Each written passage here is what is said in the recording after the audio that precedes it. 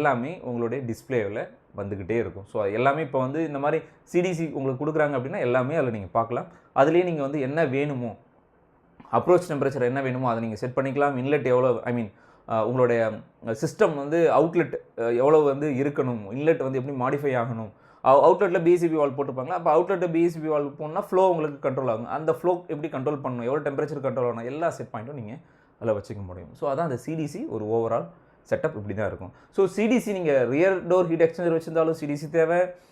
நீங்கள் வந்து இந்த direct to liquid chip, direct to chip liquid cooling system இருந்தாலும் உங்களுக்கு இந்த சிடிசி வந்து தேவை. ஓகே. ஸோ இப்போ சிடிசினா என்னன்னு தெரியுதுல, ஒரு பிரைமரி சர்க்யூட், செகண்டரி சர்க்யூட், அங்கே ஹீட் எக்ஸ்சேஞ்சர் இருக்கும். அங்கே தான் வந்து ஹீட் எக்ஸ்சேஞ்ச் ஆகும் பிட்வீன் வாட்டர் அண்ட் உங்களோட டைஎலக்ட்ரிக் லிக்விட் ஆர் கூலண்ட். இதுக்குள்ளே ஹீட் எக்ஸ்சேஞ்ச் நடக்கும், அது உங்களுக்கு மெயின்டைன் ஆகும். ஸோ இதுதான் வந்து ரொம்ப சிம்பிளாக தாங்க, சிம்பிள் தான் இந்த லிக்விட் கூலிங் சிஸ்டம். ஸோ